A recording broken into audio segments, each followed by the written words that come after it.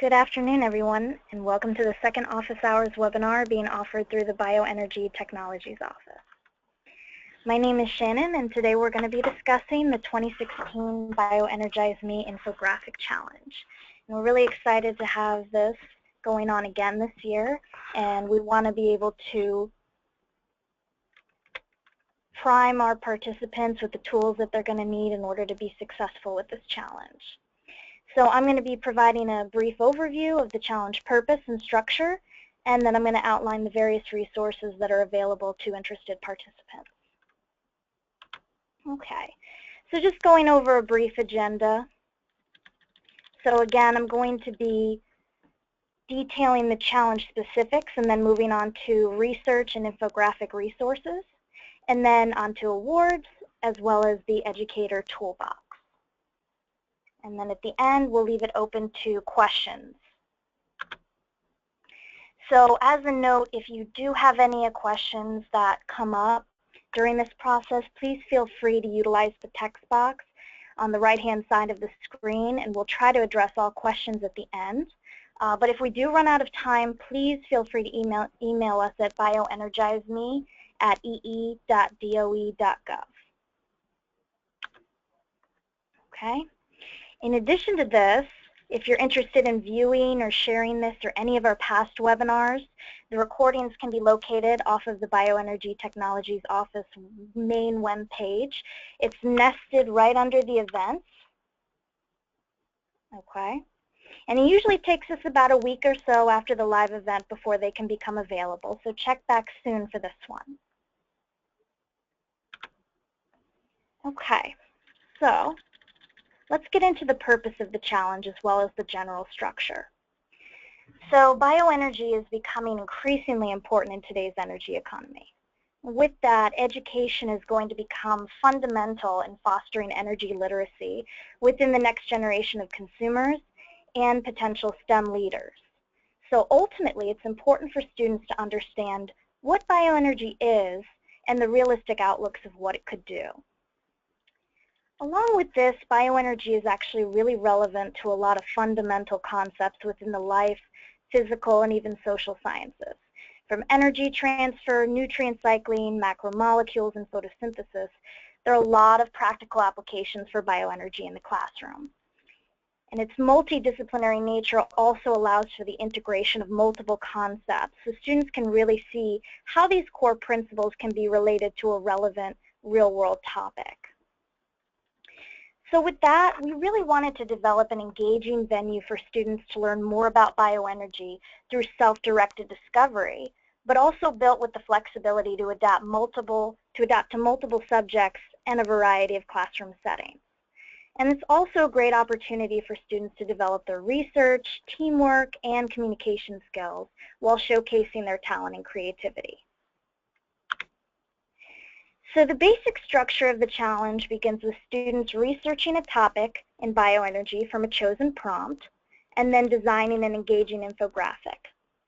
Teams will then submit their projects to BETO, that's the Bioenergy Technologies Office, for review, and the top submissions will be selected to participate in an 11-day social media campaign, so students can share what they've learned about bioenergy with others across the nation. The overall winner will be chosen based on quality, design, and then of course the results from the social media campaign. So I want to take a moment now to introduce you to several key resources we've developed, the first of which is the BioenergizeME Toolkit.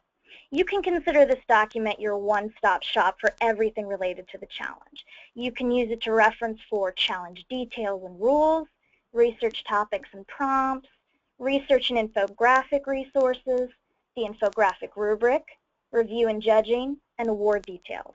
So it has everything you need to guide you through this challenge successfully. I also want to point out our website. Everything that's included in the toolkit is also available up on our website. So let me just take a moment to familiarize you with our navigation. So as we go down along the right-hand side of the page, you can see we have deadlines, the infographic map, challenge resources, and past winners.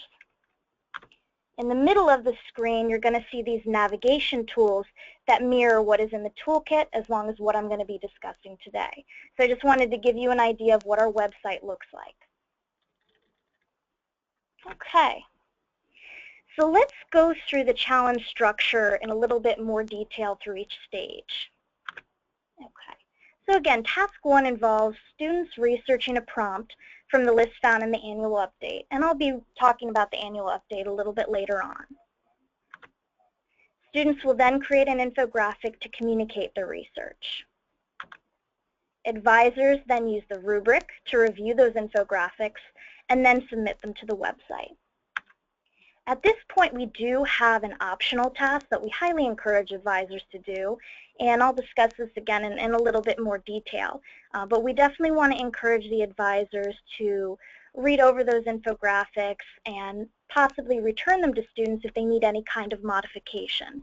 We really want to prevent the dissemination of any misinformation about bioenergy. We want to make sure everything that we're promoting is based on scientific, credible resources. Okay. After you take that optional task, you then submit your infographic to our office. A panel of experts will then evaluate those entries and select the finalists for the social media campaign.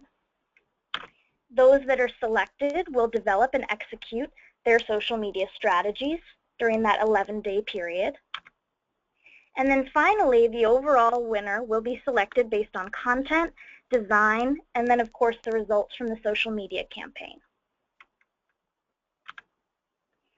Okay, so let's look at the challenge rules for a little bit. And I do want to point out that the complete list of challenge rules can be found in the BioenergizeME toolkit. I'd just like to highlight a couple right now. So generally, the infographics should exclude any kind of personal identifiable information, so no names or emails on these submissions. We also want to make sure that you have credible scientific sources and citations for any facts and numbers that you include on your infographics. And you can put them in your infographic as a footnote at the very bottom. Among those citations, at least one must come from the Library of Congress Resource Library, and I'm going to talk about that in a little bit as well. And each submission must be either in JPEG or PNG format with a minimum width of 825 pixels.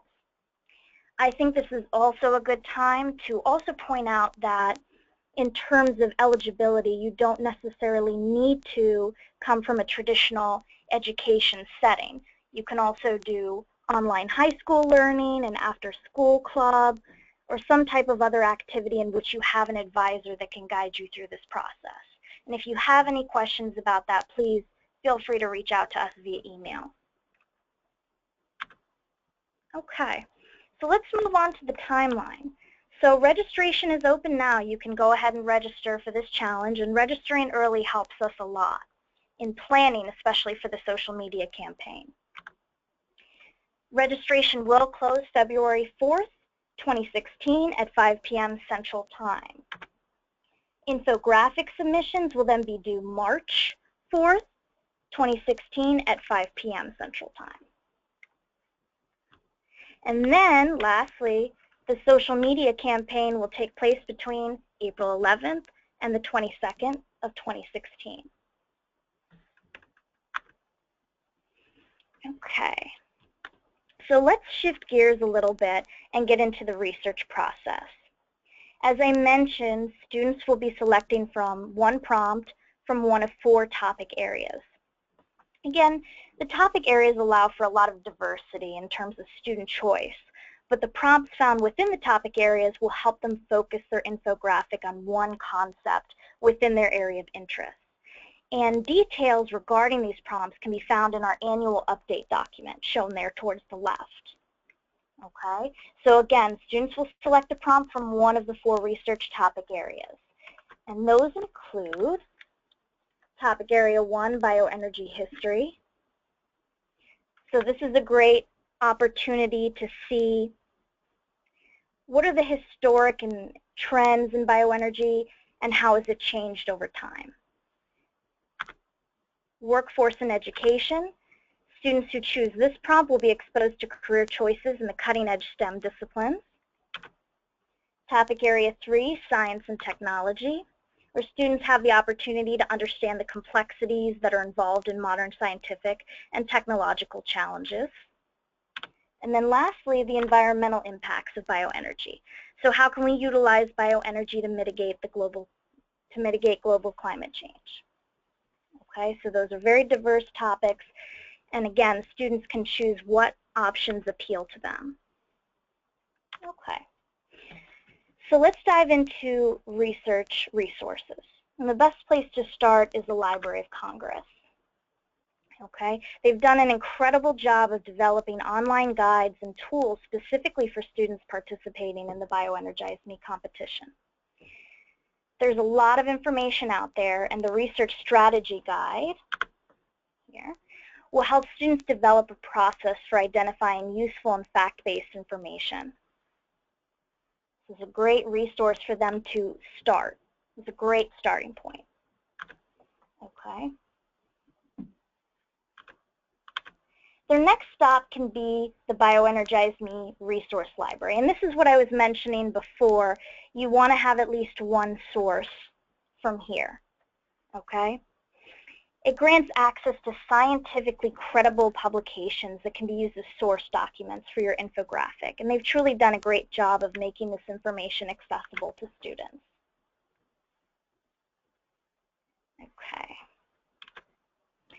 Next, we also provide links to various government agencies, and a lot of these agencies, including the U.S. Department of Energy, the EPA, the Environmental Protection Agency, and the United States Department of Agriculture, have developed a lot of high-quality technical research, and they've produced a lot of valuable publications and fact sheets that are all available to the public for free. So a great resource. So look out for those links. We also have national laboratories. They have a large body of publications that are available to the public as well. And then, of course, bioenergy research centers. So we have 3 bioenergy research centers, and they also have some great publications out there for you guys to use. Okay, so between the Library of Congress, different government organizations, the national laboratories, and the bioenergy research centers, you have a lot to start with. And we've tried to centralize all that information on our website. So you can find links to all of these organizations' websites on our own webpage, on the BioenergizeME website. Okay, so let's start to look at the infographic resources. So we've developed an infographic guide. So for those who are not accustomed to developing these visually rich items, this will help guide students in creating an engaging infographic. We also have some great examples on our website. These are professionally developed for the U.S. Department of Energy, and these are great for students to look at. It could provide some great inspiration for them. We also have examples in the form of past participants. So if you go online and you access the BioenergizeME Infographic Challenge map, you can look at past submissions. Okay, and this is actually the submission of last year's winner. So that's another great resource for students to use if they want to see, what's done before. And then, of course, the most important thing, image resources. So the Pacific Northwest National Laboratory, the National Renewable Energy Laboratory, and the USDA have some great stock photography that's available to you. We've compiled all of those links, and those are also available up on our website. Okay, so in order to help students develop infographics that meet challenge requirements and allow teachers to provide feedback to students, we've made a scoring rubric available. Okay? And we would like to encourage educators to take advantage of this optional task to provide feedback to their students. So essentially, like I mentioned, we want to prevent the dissemination of misinformation regarding biofuel. And also, we want students to have the opportunity to learn and improve upon the information in their infographics. So a good rule of thumb would be to enter infographics for final submission that can be scored with a 3 in the research category. Okay? So upon review, if you feel confident that they can score a 3 in this section, then you can go ahead and submit for review. And again, please reach out to us for any questions. We definitely want to support you through helping your students learn in this venue. Okay. And for those individuals who make it to the social media campaign or selected for the social media campaign, we do have the social media guide. This was developed to provide tips and guidance on how to plan and execute an effective social media campaign. And then the fun part, the awards. So the finalists will be, their submissions will be promoted on BTO's Bioenergy website. Okay, so they'll be included in that nice map that I showed a little bit ago, and you'll be able to access, everybody will be able to access those. The top finalists will be recognized with official letters of recognition and certificates, and the first place team will get to travel to BTO's annual conference held in Washington, D.C. It's a great opportunity to interact with a lot of top professionals in the bioindustry. And here are last year's 3 top finalists. And then here's the winning team at our annual conference in DC. So you can actually go ahead and register now. As time goes on, we're going to make these links more accessible to the home page so you can see them easier when you first log on. So essentially, you just need the team advisor's name, email, school or organization name, and the estimated number of teams per infographics you may submit. Okay? So you can already go on and log on and register today. Okay. I do want to also point out resources for educators.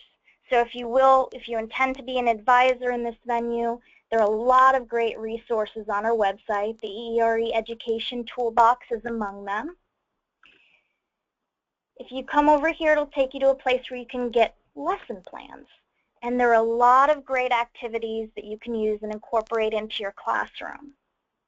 And here's an example of one that's about developing biodiesel in the classroom. And the great thing is it gives you additional details about national science education standards, gives you a little bit of details on length of time it takes, and you can peruse these, and they're great resources to kind of integrate in your classroom.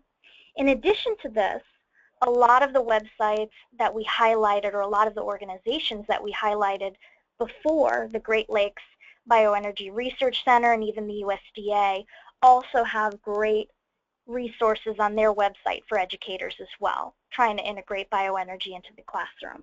So there are a lot of resources out there that are available to you. And again, if you need any help, please feel free to reach out to us. And thank you very much for joining us. And we're going to see if we can get to some questions at this time.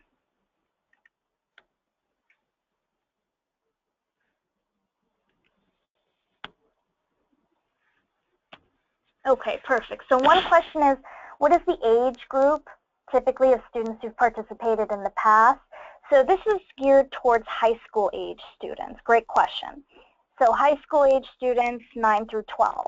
That's what this challenge is geared towards. Okay.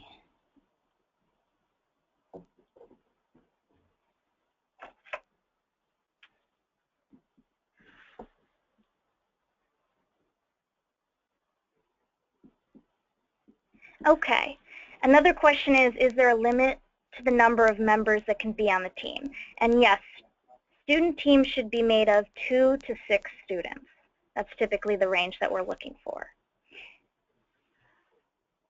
Yeah, absolutely. So question, can you go back to the slide with the previous winners?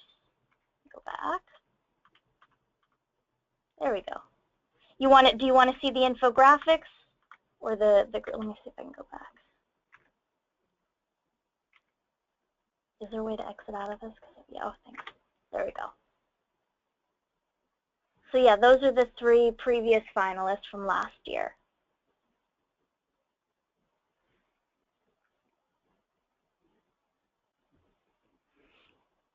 Okay. And then we have a question, is there a limit to the number that can enter the challenge from the same school? So no, there is no limit to how many teams may enter from a single school district, so long as they comply with the rules listed above.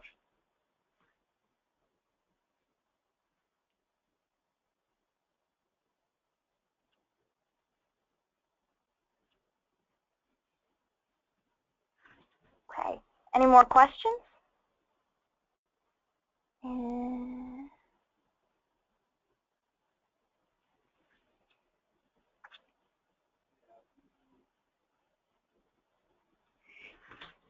So the question is 2 to 6 a hard limit or a suggestion? I think for us that's going to be something that would be a hard limit. But if you want to email me after, if you want to use that email address and go ahead and send us an email, we can kind of discuss what you were thinking specifically in greater detail.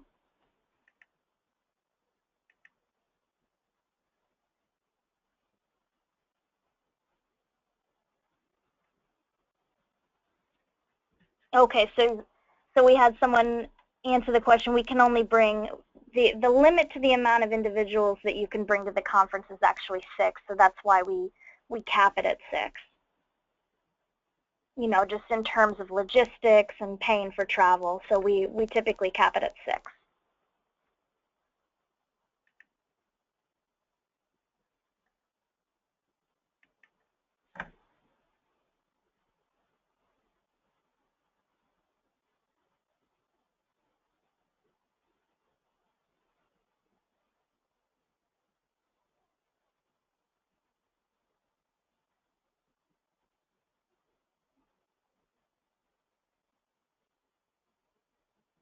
Okay, so are there any co-sponsors to this competition, or is this solely through DOE?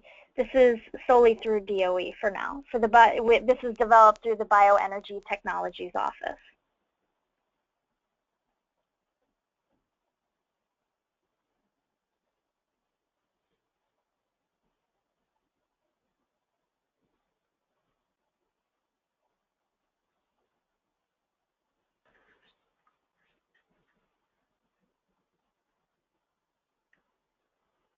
Okay, do you guys have any more questions?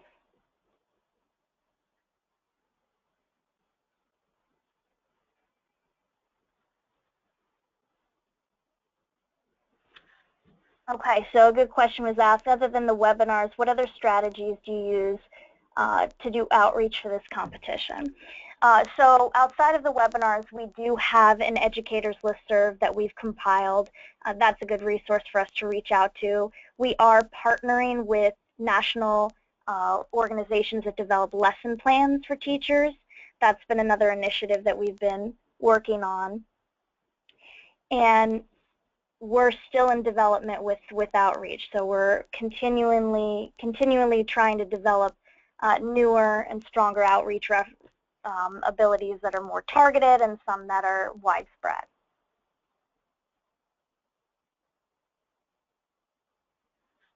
I share my lesson and the National Energy Education Project are good examples.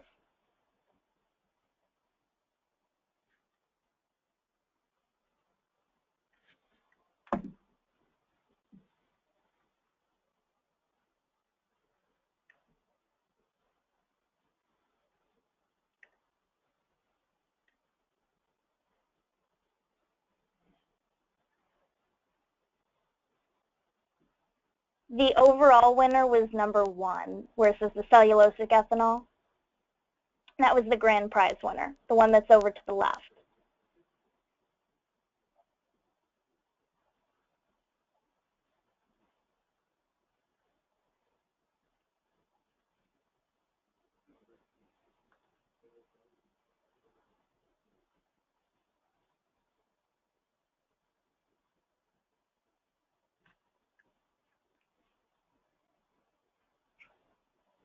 So it's based on, it's down to the finalists. So the first thing we do is evaluate based on quality of the research and, of course, design. And then we take that information and they launch their social media campaign, and essentially it's based on analytics, okay? So it's a combination of quality of research, design of the infographic, and analytics. So which page had the most views on social media. And that's how we select the overall winner.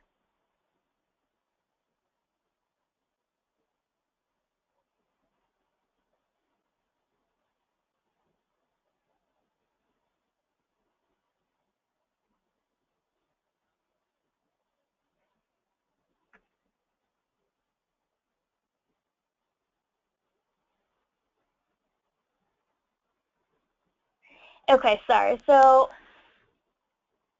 the question is, we've got a couple questions. Is the infographic disseminated further somehow after the contest is over? So it is promoted nationally to our website, and we do feature it prolifically on our social media. So it gets a lot of good coverage between our own personal website as well as social media. And then the second question is, are all of the judges in the BTO office, or do you bring in people from outside offices? So yes, for now, all of the judges are within the panel of experts here in the Bioenergy Technologies office.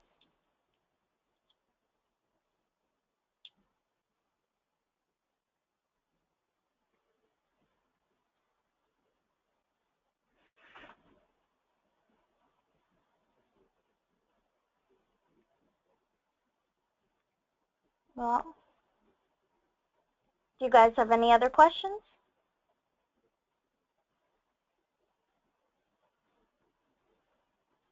Okay, well, if you guys do have additional questions, again, please do feel free to reach out to us via email. And we would be happy to get back to you and communicate with you about anything that we've discussed here today. I just want to thank you guys for joining us, and have a good rest of your day. Let me go ahead and bring back the contact info for you again.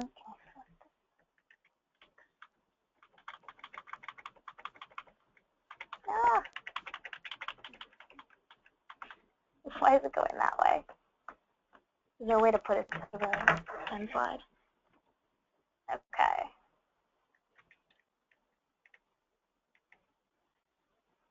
Okay. So that's our contact information. BioenergizeME at ee.doe.gov. And then you could also log on to our main website as well.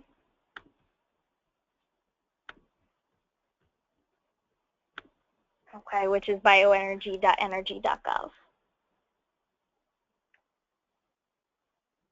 Okay, I'll leave that up for a couple seconds so you can get that down.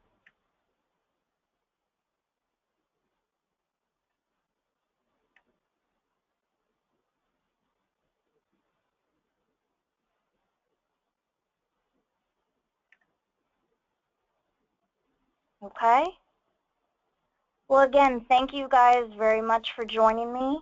I look forward to talking to you more if you have any additional questions, but have a good rest of your afternoon.